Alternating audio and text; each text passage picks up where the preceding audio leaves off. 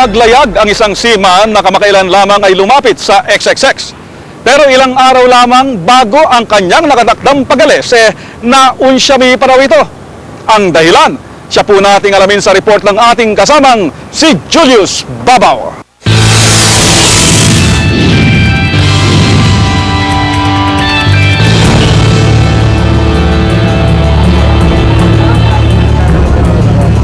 Araw-araw, daang-daang seaman ang nagtitiis sa mahabang pila, matagal na proseso at mabusising pagkukumpleto ng mga rekisitos para makapaglayag at kumita ng pera para sa kanilang mga pamilya.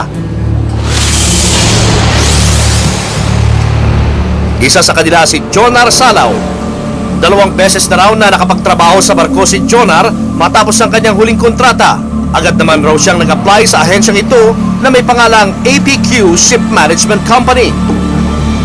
Pagdating ko ron, nung napirma ko na yung mga dapat pirmahan, so sinabi sa akin ni Mr. Gorme na imbis na 27 na alis ko, May 80 na. Magandang balita na raw sana yun para kay Jonar. Ang kaso, isang bagay raw ang sinabi sa kanya ng mga tauhan ng ahensya na labis niyang kinagulat. May 18, papaalisin na raw nila ako. Biglaan daw. Tapos, humihingan niya ako ng 7.5. Tinanong ko, para saan yung 7.5, miscellaneous fee raw yun. Yung daw ang sinusunod nila, at yung daw policy ng Regal Empress. Saan yung sinabi sa akin, siya nga pala, sagot mo airfare mo ha.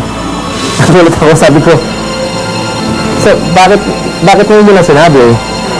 Tsaka bakit ko sagot yung airfare? Sa 2 beses raw kasing pagbabarko ni Jonar, ni minsan ay hindi siya sinisingil ng inaplayang ahensya. Kaya nga upang makasiguro, naisip niyang magpatulong sa XXX. Bunsod no'y minabuti ng XXX na magsaliksik sa Philippine Overseas Employment Agency o POEA. Dito na namin nakumpirmang labag sa batas ang paniningil ng anumang kabayaran sa mga nais magtrabaho sa barko.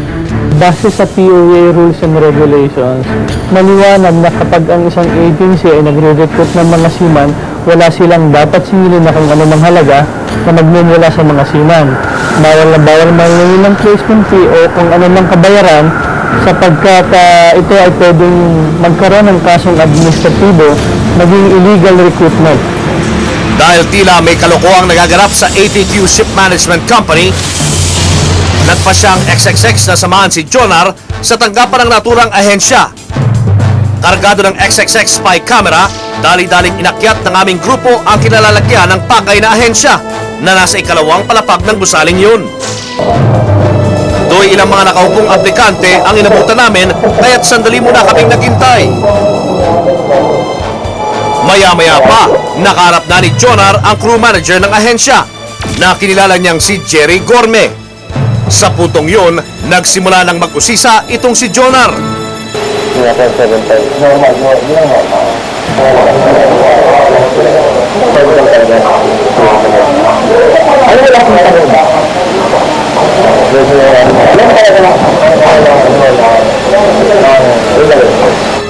Uy!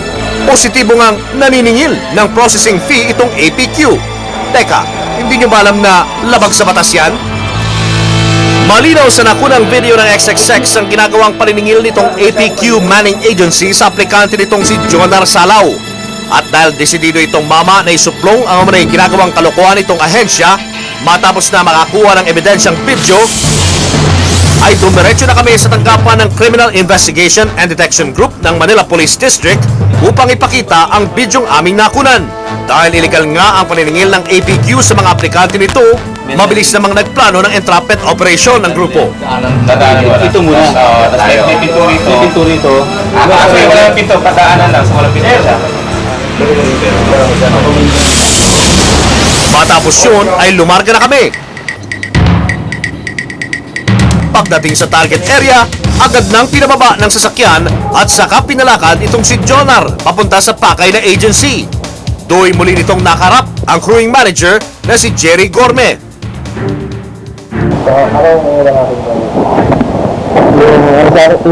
Actually sir, yung bibigyan ko muna ng required na miscellaneous fee na 7.5. Tapos, yung auto talagang maglo-loan para sa iyo. Matapos ang pag-uusap na yun, ay tinuro naman siya nitong manager na nagtungo sa kahera ng APQ para doon na raw iabot ang bayad para sa hinihinging processing fee.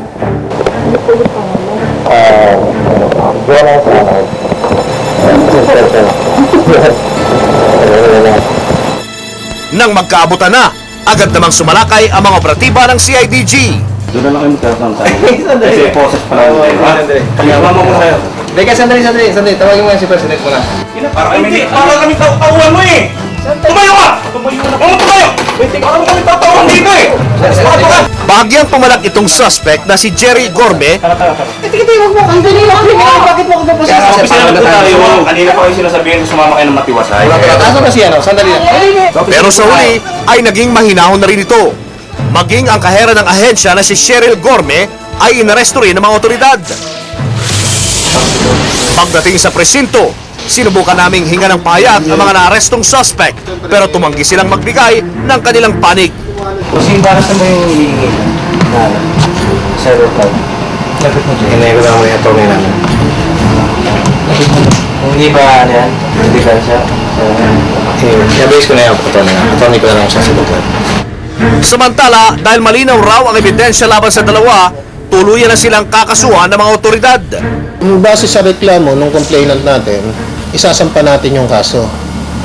Papaila natin siya ng violation ng Republic Act number 8042, no, o yung Migrant Workers and Overseas Filipino Act in relation dun sa sa POEA rules and regulation, no. Kasi manning agency to eh.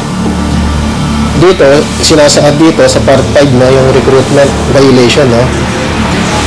Dinitay yung act constituting illegal recruitment eh.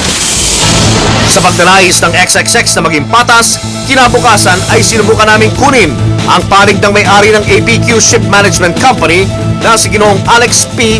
Quiliope. Pero hindi kami pinahintulutan ng gwardya na muling makapasok sa kanilang tanggapan. Sir, wala po kasi yung mga amo nila, sir. Wala. Antay pa po yung abogado. Wala po. Sige, di ba? Sa halip, isang liham ang pinaabot sa amin ng legal counsel ng APQ Shipment Management Company Incorporated na si Attorney Laiseo Martinez. Ayon sa kanyang liham, hindi raw patakaran ng APQ ang maningil ng kahit magkano sa kanilang mga aplikante. Dagdag pa nila, wala umanong kinalaman ng APQ sa manay ginawang iligal na pangihingi ng dalawa nilang empleyadong nahuli. Sa ngayon raw ay iniimbestigahan na umano nila ang bagay na ito na kung mapapatunayan raw na guilty o may kasalanan ang dalawa, ay agad raw nilang tatanggalin ng mga ito sa kanilang kumpanya. Sa ngayon ay inihanda na rin umano ng CIDG ang kanilang rekomendasyon sa POEA para sa agarang pagpapatanggal ng lisensya ng APQ Manning Agency na ikinatuwa naman nitong si Jonar. Ayon kay Jonar, sana raw ay magsilbing aral ang karanasan niyang ito upang matigil na ang pambibiktima sa tulad niyang OFW. Ginagawa nilang milking cow ang mga seaman na, kumikita nga seaman pero hindi pa rin dapat ganunin. Pinaghihirapan din naman nila yung pera.